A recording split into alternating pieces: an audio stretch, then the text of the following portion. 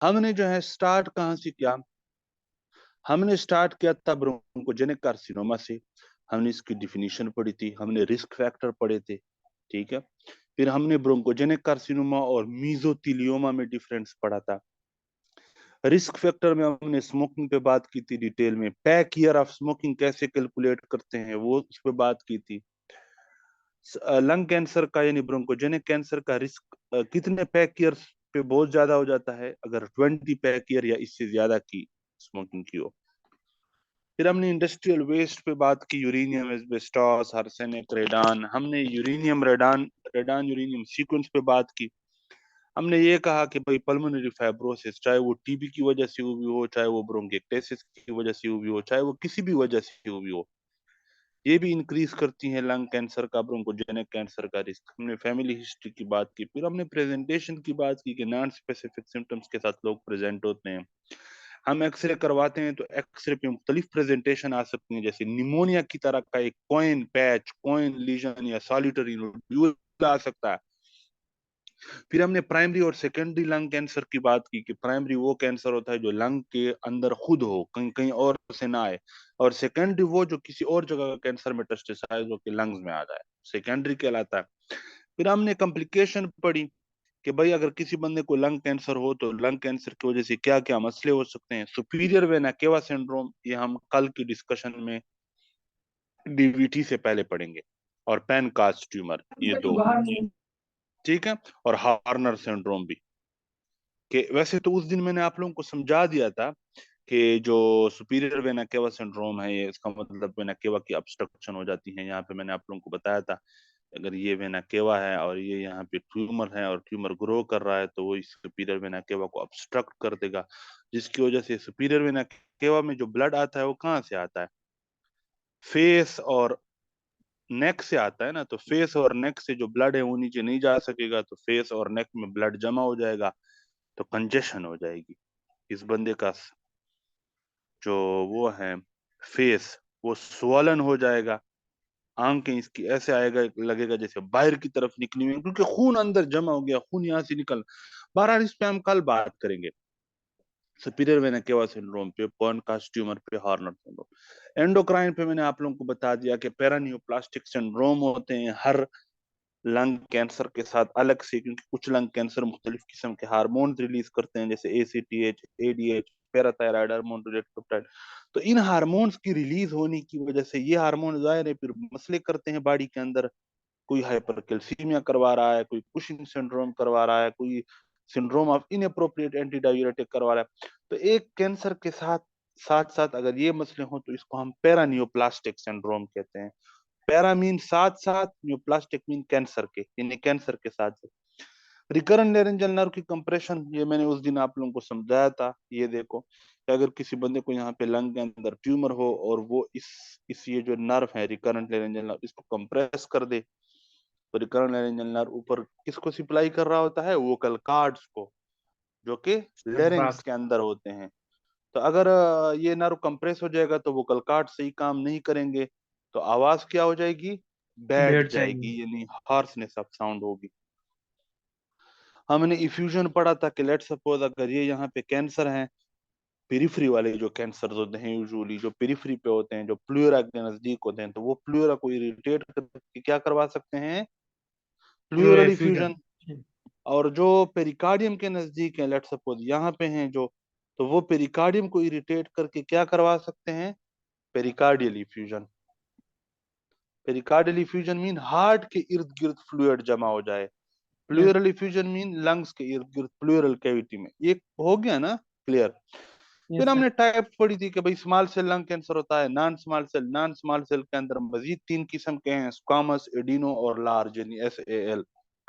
Location की base पे हमने पढ़ा था कि भाई जिसकी आवाज सीन वाली है वो सेंट्रल होते हैं और वो सिगरेट स्मोकिंग की वजह से होते हैं, जैसे स्मॉल सेल कार्सिनोमा और स्क्वामस सेल कार्सिनोमा, ये सेंट्रल है और स्मोकर्स में होते हैं। पेरिफेरल जो है वो एडिनोकार्सिनोमा और लार्ज सेल कार्सिनोमा। और ये क्या करवाते हैं ज्यादातर, फ्लूरोफ्यूजन। प्लूरल इफ्यूजन, क्योंकि पेरिफेरी में अगर है, ये पेरिफेरी में है साइडों पे, तो इसका मतलब ये प्लूरा के नजदीक है ना। Yes sir. तो ये प्लूरल इफ्यूजन का रिस्क इनमें ज्यादा होता है। फिर हमने टाइप में डिटेल में पढ़ा था ऑन द बेसिस ऑफ, देखो यहाँ पे हमने इस डब्बे में टाइप्स लिखी थी कि भाई स्मॉल सेल कार्सिनोमा, और फिर नॉन स्मॉल सेल में एडिनो, स्क्वामस और लार्ज। इस डब्बे में हमने क्या लिखी थी, इनकी लोकेशन लिखी थी कि भाई कहाँ पे होते हैं। तो स्मॉल सेल सेंट्रल में होते हैं, एडिनो कार्सिनोमा पेरिफेरल में होते हैं, स्क्वामस सेंटर में होते हैं। तो मैंने बताया जिनकी आवाज सीन से निकलती है वो सेंट्रल है और स्मोकर्स के साथ, और लार्ज पेरिफेरल है। फिर अगले डब्बे में हमने बायोप्सी पे बात की थी कि भाई एडिनो कार्सिनोमा बायोप्सी पे कैसे नजर आएगा, इसमें क्या जो squamous cell carcinoma small cell है ये बायोप्सी पे कैसे नजर आएगा, एडिनो बायोप्सी पे कैसे नजर आएगा, स्क्वामस कैसे नजर आएगा, और लार्ज सेल कैसे नजर आएगा, पढ़ा था ना हमने। उसके बाद यस फिर सर। हमने हर लंग कैंसर की करेक्टरिस्टिक्स पढ़ी थी, स्मॉल सेल की अपनी करेक्टरिस्टिक की, इसके साथ पेरानियोप्लास्टिक सिंड्रोम होता है। एडिनो कार्सिनोमा की अपनी करेक्टरिस्टिक्स थी, ठीक है। और स्क्वामस की अपनी करेक्टरिस्टिक्स थी। स्क्वामस में क्या थे, सी थे बहुत सारे, कि ये सी। कैविटेटरी लीजन बनवाता है, सेंटर में होता है, सिगरेट स्मोकर में होता है, कैल्शियम ज्यादा करवाते हैं, हाइपर कैल्शियम, क्लविंग होती है इसमें। तो ये इसकी करेक्टरिस्टिक्स थी। फिर उसके बाद लार्ज सेल कार्सिनोमा की हमने करेक्टरिस्टिक्स पढ़ी थी, दवा, ठीक है। जैसे लार्ज सेल की एक करेक्टरिस्टिक क्या थी कि लार्ज सेल कार्सिनोमा के जो सेल्स होते हैं ये क्या रिलीज कर सकते हैं, HCG, HCG। Human chorionic gonadotropin, जिसको एचसीजी कहते हैं, और ये गायनिकोमेस्ट चेक करवा सकता है। तो ये हमने इसकी मुख्तलिफ वो पढ़ी थी। अब हम वर्कअप पे थे। वर्कअप में हमने ये पढ़ा था कि भाई जाहिर है जब हमारे पास नॉन स्पेसिफिक सिम्टम जैसे कफ, वेट लॉस, हीमोप्टाइसिस, हीमोप्टाइसिस किसे कहते हैं तायर, स्पूटम में व्हाट ब्लड इज का इट, आना। वेरी गुड, हीमोप्टाइसिस यानी स्पूटम के अंदर ब्लड का आना। स्पूटम। और हेमेटेमेसिस किसे कहते हैं, ब्लड में खून, ब्लड में। ब्लड में क्या, ब्लड में ब्लड का आना ओ, ना ना, ब्लड में वोमिटिंग का आना सर। नहीं, उल्टा बोल दिया आपने, ठीक है, वेरी गुड, वॉमिटिंग में ब्लड का वोमिटिंग। आना, वॉमिट के अंदर ब्लड का आना इसको कहते हैं हेमेटेमेसिस। हेमेटोमेस। और कांसी के अंदर यानी स्पूटम के अंदर, बलगम के अंदर, स्पूटम के अंदर ब्लड का आना इसको क्या कहते हैं, हेमोटाइसिस। हीमोप्टाइसिस। तो यूजुअली जो हीमोप्टाइसिस है ये पल्मोनरी प्रॉब्लम्स की वजह से होता है। जैसे क्या क्या पल्मोनरी प्रॉब्लम, जैसे ब्रोंकोजेनिक कार्सिनोमा, जैसे ब्रोंकिएक्टेसिस, पढ़ा था ना हमने, ब्रोंकिएक्टेसिस में भी हीमोप्टाइसिस हो सकती थी। जबकि जो हेमेटेमेसिस है ये जीआईटी के प्रॉब्लम्स की वजह से होता है, क्योंकि उल्टी कहाँ से आती है, वोमिट कहाँ से आती है, जीआई में यार। जीआई। स्टमक से आती है ना, इंटेस्टाइन से आती है, स्टमक से आती है। तो जीआईटी के जो मसले हैं उनमें हेमेटेमेसिस। बहरहाल, तो हम चेस्ट एक्सरे करेंगे, चेस्ट एक्सरे पे या तो नोड्यूल नजर आ सकता है, या ओपेसिफिकेशन यानी वाइट शेडो नजर आ सकता है, या कैंसर की वजह से क्या नजर आ सकता है, कैंसर की कॉम्प्लिकेशन प्लूरल इफ्यूजन नजर आ सकती है। यही वजह है कि जब हमारे पास कोई पेशेंट प्लूरल इफ्यूजन के साथ आता है ना, तो हम प्लूरल इफ्यूजन में भी ये देखते हैं कि कहीं ये प्लूरल इफ्यूजन इसको कैंसर की वजह से तो नहीं है। क्यों, क्योंकि कैंसर की वजह से भी प्लूरल इफ्यूजन हो सकती है हो सर। सकती है, ठीक है। अच्छा, उसके बाद हम साइटोलॉजी करते हैं। साइटोलॉजी क्या मतलब, the study of cell is called साइटल साइटोलॉजी। साइटोलॉजी। तो देखो, हम क्या करते हैं, इस बंदे के स्पूटम का सैंपल लेते हैं, बलगम का, और जो प्लूरल प्लूरल इफ्यूजन हुई है ना वहां से प्लूरल फ्लूइड का सैंपल लेते हैं। तो प्लूरल फ्लूइड में भी और बलगम में भी हम क्या देखते हैं, कैंसर देखते हैं। मेलिग्नेंट सेल्स यानी कैंसरस सेल। तो अगर किसी बंदे को कैंसर हो, तो उस बंदे के स्पूटम में चांस है ना कि वो कैंसर वाले सेल स्पूटम में भी आ रहे होंगे। तो हमें पता चल जाएगा कि चूंकि इसके स्पूटम में मेलिग्नेंट सेल्स यानी कैंसरस सेल्स हैं, इसका मतलब इसको क्या है, कैंसर है, कैंसर लंग कैंसर है। कैंसर है। तो साइटोलॉजी करते हैं। साइटोलॉजी हम किन किन चीजों पे कर सकते हैं, sputum culture. Fluid and proof. Sputum पे भी और प्लूरल। यही वजह है कि हम जब यहाँ पे पेशेंट को लेते हैं ना, पेशेंट का स्पूटम लेते हैं, तो हम भिजवाते हैं, हम क्या लिखते हैं, sputum for AFB gene expert and cytology. ये क्या होता है, इसका मतलब ये है कि भाई स्पूटम के अंदर AFB और जीन एक्सपर्ट इन टेस्टों के जरिए से टीबी के जरासीम भी देखो और साइटोलॉजी के जरिए से ये भी देखो कि कोई मेलिग्नेंट सेल्स तो नहीं है। समझ आई या नहीं आई? ये सुनाइए। तो ये जो साइटोलॉजी है ना, साइटोलॉजी हम स्पूटम पे भी कर सकते हैं, प्लूरल फ्लूइड पे भी कर सकते हैं। इसके बाद हम सीटी चेस्ट करते हैं, यानी सीने का, चेस्ट का सीटी स्कैन, प्रिसाइज लोकलाइजेशन के लिए कि ये जो कैंसर है, जो लीजन है, ये एग्जैक्टली इसकी लोकलाइजेशन कहाँ पर है, ये कहाँ पे पड़ा हुआ है, सेंटर में है या पेरिफेरल में। तो चेस्ट एक्सरे में तो इतना प्रिसाइजली पता नहीं चल सकता ना, एग्जैक्ट पता नहीं चल सकता।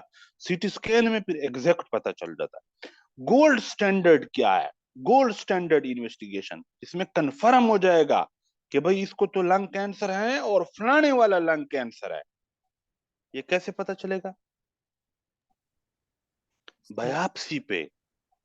देखो, हर कैंसर की बायोप्सी पे मैंने आप लोगों को बायोप्सी का अलग डब्बा बना के दिया था ना। हर कैंसर की अलग बायोप्सी है। जैसे अगर स्मॉल सेल लंग कार्सिनोमा हो तो इसकी जब आप बायोप्सी करोगे, जो कैंसरस टिश्यू है इसकी बायोप्सी करोगे, तो अगर आपको कुलचिट्स की सेल नजर आ जाएं जो कि chromogranin A positive, neuron specific enolase positive, synaptophysin positive है, तो 100% कंफर्म हो गया कि ये कौन सा कैंसर है? Small cell carcinoma. Small cell small cell lung carcinoma. Cancer है। तो ये गोल्ड स्टैंडर्ड टेस्ट, सबसे बेहतरीन टेस्ट, सबसे अच्छा टेस्ट कौन सा हुआ? कौन सा हुआ? ये बायोप्सी था नहीं। Gold standard. बायोप्सी गोल्ड ना। बायोप्सी हुआ। गोल्ड स्टैंडर्ड टेस्ट कौन सा है? बायोप्सी। देखो, बायोप्सी। कहने का मतलब ये है, चेस्ट एक्सरे गोल्ड स्टैंडर्ड हो सकता है? नहीं हो सकता भाई। नहीं हो सकता। सॉलिटरी न्यूड्यूल तो 50 वजूहात की वजह से हो सकता है। Yes sir. तो ये गोल्ड स्टैंडर्ड तो ना हुआ कैंसर के लिए। सिर्फ चेस्ट एक्सरे करके तो हम नहीं कह सकते कि भाई इस बंदे को कैंसर है। हाँ, यस सर। साइटोलॉजी के जरिए से सिर्फ हम नहीं कह सकते कि इस बंदे को कौन सा कैंसर है, क्योंकि साइटोलॉजी में तो हमें सिर्फ एबनॉर्मल सेल्स, मेलिग्नेंट सेल्स हमें नजर आ जाएंगे। हाँ, यस सर। सीटी पे, सीटी स्कैन पे भी हम एग्जैक्ट नहीं कह सकते कि भाई इस बंदे को कैंसर है, नमूनिया है, क्या है, कौन से किस्म का कैंसर है। लेकिन अगर आप उस टिश्यू का, वो जो टिश्यू है, उस टिश्यू का सैंपल लेके बायोप्सी करके माइक्रोस्कोप के नीचे देखो, तो आपको एग्जैक्टली पता भी चल जाएगा कि ये कैंसर है, और ये भी पता चल जाएगा कि किस जगह कौन सा कैंसर है। कौन सा कैंसर है? क्योंकि अगर बायोप्सी पे कुल चिट्स की सेल नजर आ जाए तो क्या मतलब, कौन सा कैंसर है? Small cell small cell. Small cell. अगर बायोप्सी पे आपको ग्लैंडुलर पैटर्न वाले टाल कॉलमनर सेल्स नजर आ जाएं तो इसका क्या मतलब, ये कौन सा कैंसर है? एडिनोकार्सिनोमा। एडिनोकार्सिनोमा। एडिनोकार्सिनोमा। अगर आपको बायोप्सी पे केराटिन के पर्ल्स और इंटरसेलुलर ब्रिजेस नजर आ जाएं तो इसका मतलब ये कौन सा कैंसर है? स्क्वामस। स्क्वामस। स्क्वामस। अगर आपको प्लियोमार्फिक यानी मुख्तलिफ साइज और मुख्तलिफ शेप वाले जॉइंट यानी बड़े बड़े सेल्स नजर आ जाएं तो इसका मतलब ये कौन सा कैंसर है? Large cell. Large cell. तो बायोप्सी अच्छा टेस्ट हुआ या नहीं हुआ? सर हुआ सर। बायोप्सी तो तो गोल्ड स्टैंडर्ड टेस्ट, सबसे बेहतरीन टेस्ट कौन सा है? बायोप्सी। अब ये बायोप्सी के लिए जो आप सैंपल लेते हो, ये सीटी गाइडेड भी ले सकते हो कि उधर आप सीटी स्कैन के जरिए से देख रहे हो, देख रहे हो, देख रहे हो, देख रहे हो, और आप उसके लंग्स के अंदर जा रहे हो, जा रहे हो, जा रहे हो, और सैंपल ले लेते हो। या ब्रोंकोस्कोपी के जरिए से भी ले सकते हो कि उसके फेफड़ों के अंदर एक पाइप डालो जिसके ऊपर कैमरा लगा हुआ हो, और उधर से आप देख रहे हो कंप्यूटर के जरिए से, जैसे ही आपको टिश्यू नजर आए आप वहां से इसी ट्यूब के जरिए से सैंपल ले लो। यानी बायोप्सी का सैंपल आप सीटी गाइडेड तरीकों से भी ले सकते हो और ब्रोंकोस्कोपी के ब्रोंकोस्कोपी के थ्रू जरिए भी। से भी ले सकते हो। अब डायग्नोज हो गया कि कैंसर है। अब स्टेजिंग के लिए कि भाई कौन से स्टेज का कैंसर है,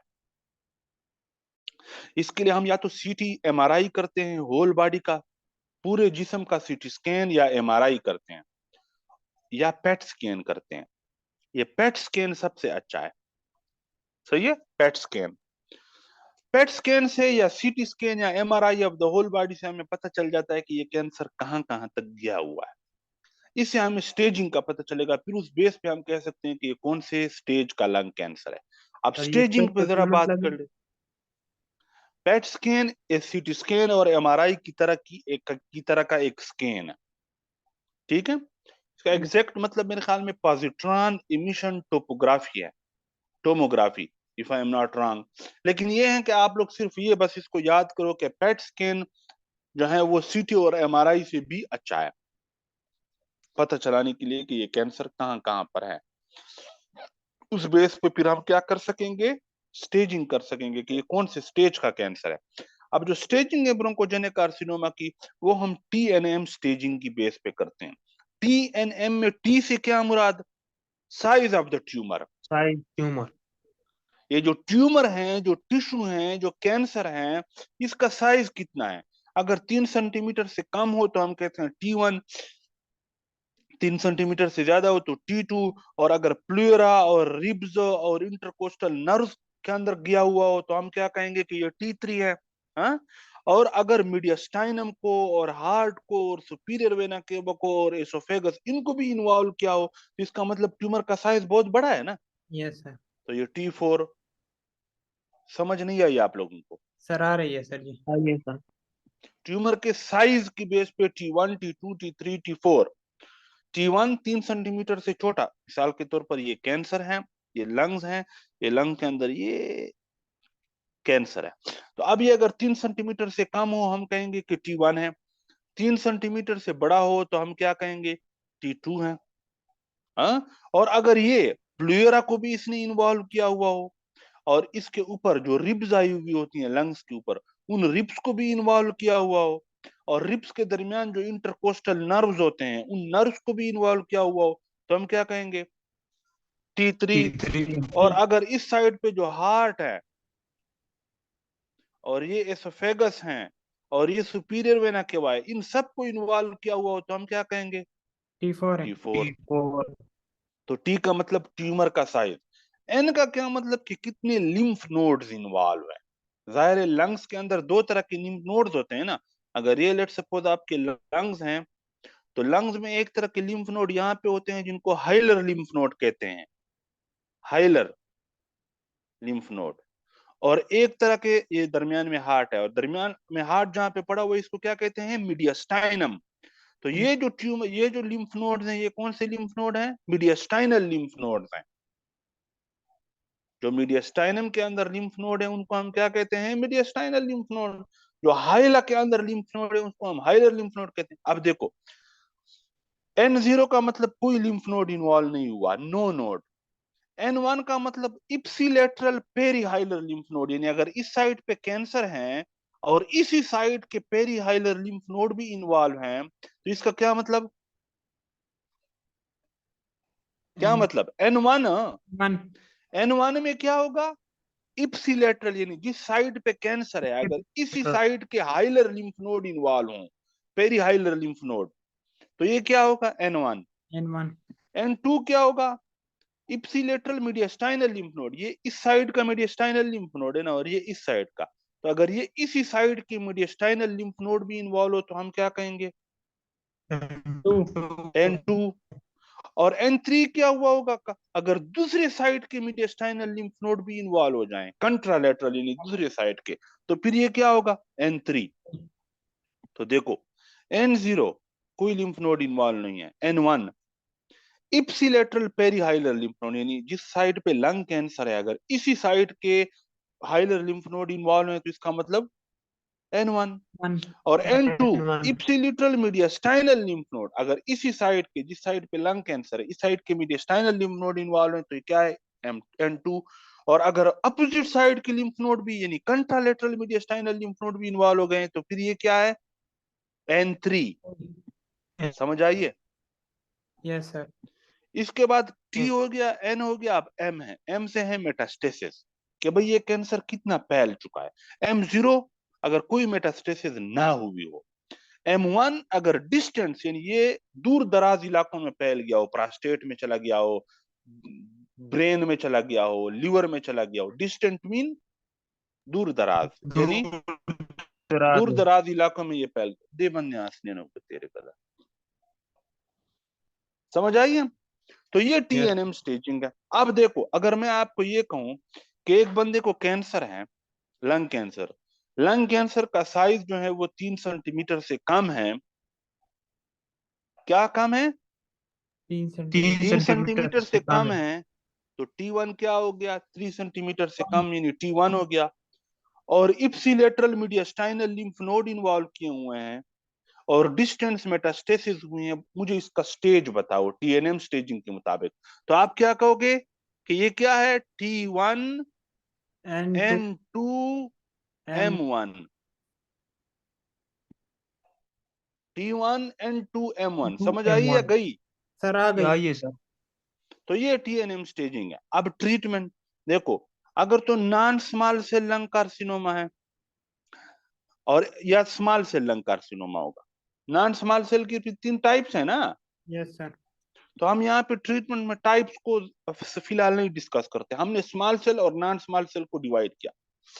मैंने बताया था कि स्मॉल सेल लंग कार्सिनोमा में तो सर्जरी हो नहीं सकती, तो हम क्या करते हैं, मेडिकल ट्रीटमेंट देते हैं, कीमोथेरापी देते हैं, रेडियोथेरापी देते हैं।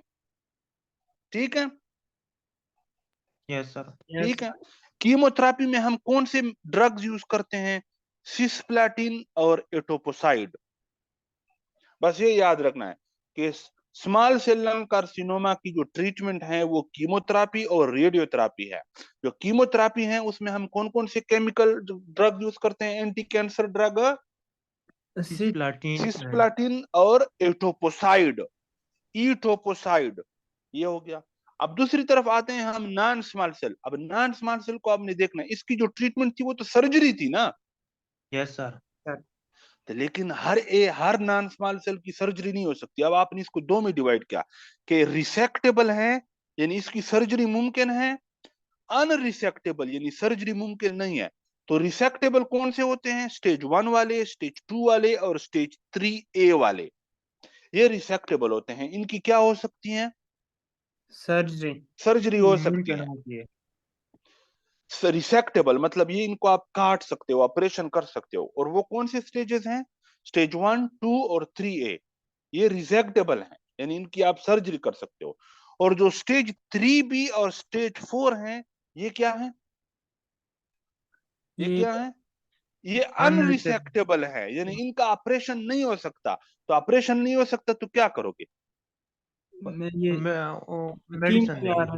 मेडिसिन दोगे ना, केमिकल दोगे, कीमोथेरापी दोगे, यस सर। कीमोथेरापी दोगे ना। तो Yes, अब कीमोथेरापी में अगर तो है स्क्वामस सेल, तो कीमोथेरापी हम सिस्प्लाटिन और जंटा जेमिटिसाबिन से करते हैं। खैर ये आप लोगों ने याद नहीं रखना, ये तो FCPS के लेवल की बातें हैं, बस सिर्फ अब आप यहां तक इसको याद रखो।